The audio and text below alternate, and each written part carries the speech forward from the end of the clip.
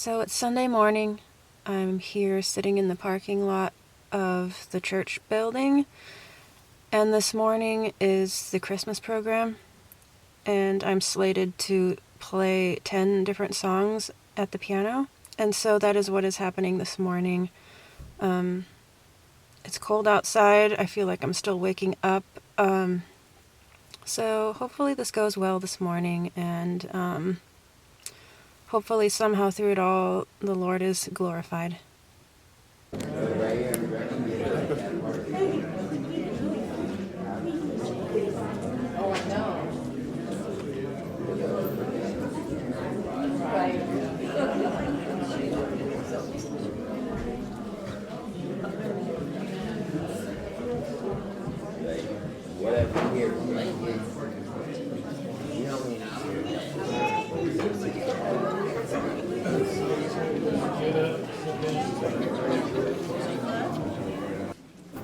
try it again. Good morning. Good morning. It's good to see everybody. Welcome. Glad to have you here. It's great to see you here. Looking forward to sharing with you a pageant about Scrooge and Christmas. And hope that you hear it. Also hope that you enjoy it. Also hope that you get the message. So stand up and the words are on the screen, and he's going to poke so you can get to see them.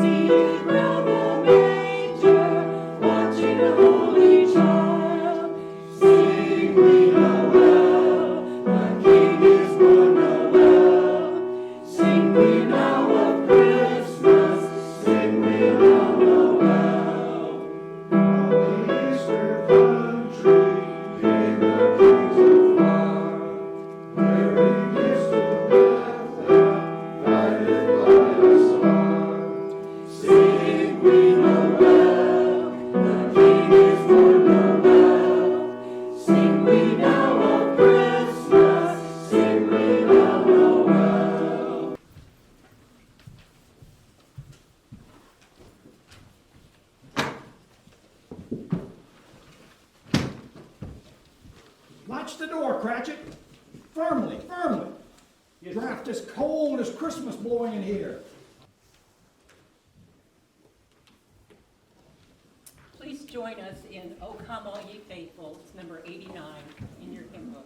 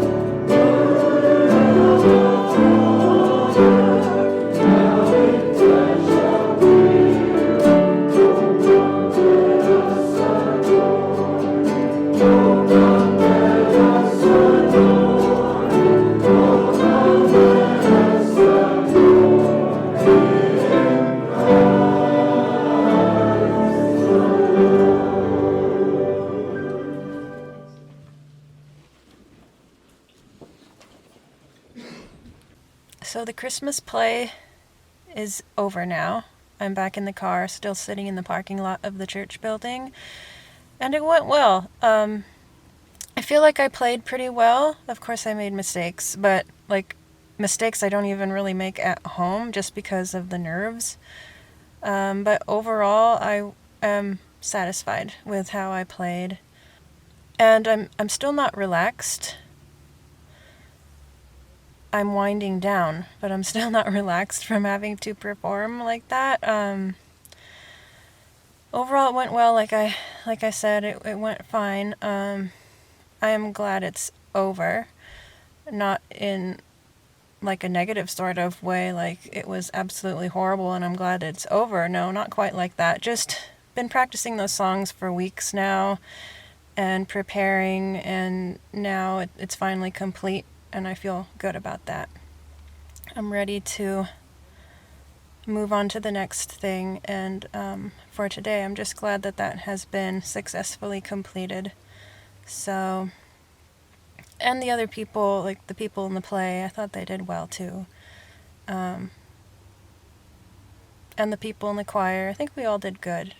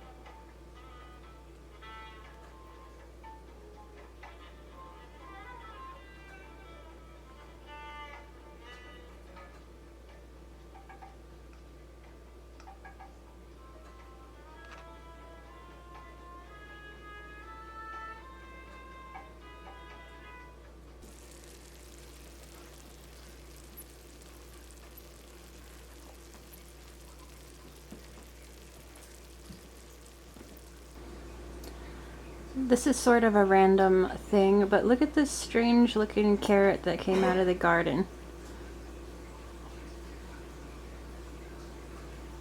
Kind of funny looking.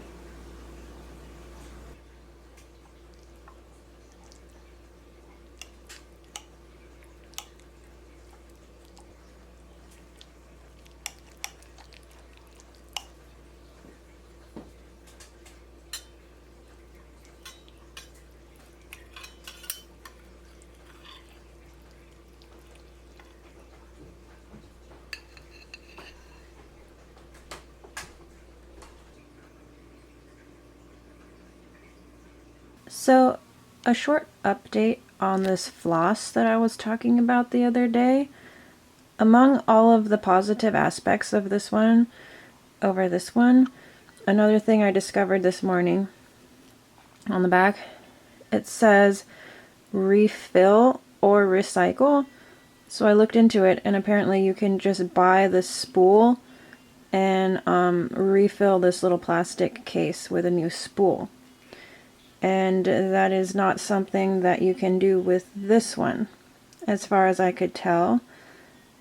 I believe this is the 55-yard size, but you can get refills for, I think, the 200-yard size of this brand. In any case, I just thought that that was another positive thing about this one, that you can refill them. Okay, I think that's enough about dental floss. I don't think I will be talking about dental floss again anytime soon. So it is Monday. Monday feels to me like a day of rest compared to the weekend. So I'm enjoying that so far, although I have accomplished quite a few things already around the house. I vacuumed and put dishes away and picked up things. Emptied the ashes out of the stove, the wood stove. I stepped in some dog poop when I went out to empty the ashes outside, so that was not ideal. I washed some chicken eggs and put them away, so I've done a few things already today. Even that, though, that feels like something restful to do after the more mentally challenging things over the weekend. Other than that, I was thinking about something. I was thinking about how in quite a few of the videos I've done, I've talked about following the Lord and not trying to lead, but to follow Him.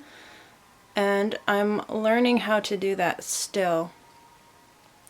Like I think I mentioned, I have gone to 2 or 3 of the prayer meetings that the church I'm going to now has once a week, I think. And I'm not used to that. Like I said before, I haven't been in situations where I'm praying out loud in front of people very often at all. I'm used to praying by myself, to the Lord. But as far as me still learning how to follow the Lord in many different ways is in prayer. Because when I went to the prayer meetings, at first I was pretty good at just focusing on the Lord and His leading in what I should even pray for, because we have a list of different things that need prayer, or at least they're prayer requests. There's quite a few things on this list, and I don't feel like I should. This is just me personally, but I mean, I don't feel like I should pray for needs just because they're on the list, but I want to, even in that, be led by the Lord as to what to pray for, who to pray for, that kind of thing.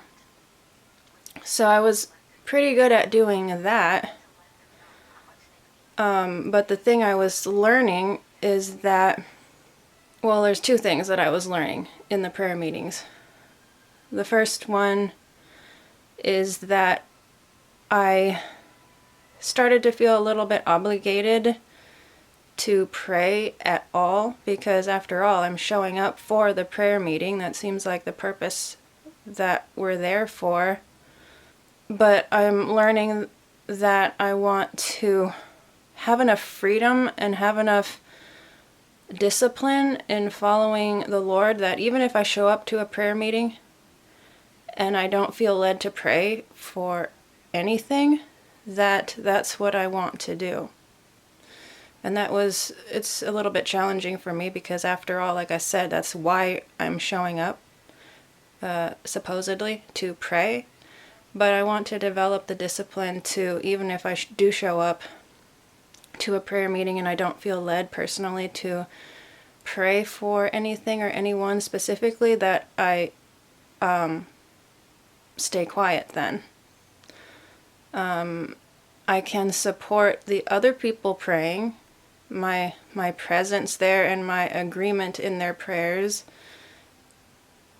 is worth something, but like I said, I'm learning and I want to be more disciplined in that if I don't personally feel led to pray, even in a prayer meeting, that I don't. Another thing I was learning about prayer is that I think the first couple times I did better, but then the third time I went to the prayer meeting, because I was so conscious of other people being present there, I noticed in my prayer that I almost started to talk to the other people who were there rather than strictly praying to or like talking to God. And I think, at least for me, if I'm praying, I want to be praying and talking to God, regardless of who is around me and who may hear me. I don't want to turn my prayer into, now I'm like through a prayer talking to other people. I don't want to do that. And so I'm working on that as well.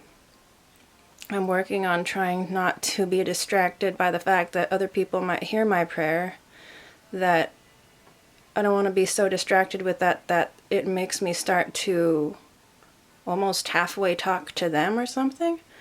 I mean, I have noticed that. I have noticed other people do that. Specifically, some pastors, because they seem to tend to be the one who prays publicly more than the congregation does. So I'm listening to their prayer, and I find that it often can turn into, I'm not saying all pastors pray this way, I'm just saying I have observed some, where their prayer turns into a like an extended sermon through a prayer. Like they basically are preaching, but they're supposed to be praying to God. It doesn't make sense to me, and it's sort of weird. If they're gonna preach, go ahead and preach, but if you're gonna pray to God. Don't start talking to me again. You know what I mean?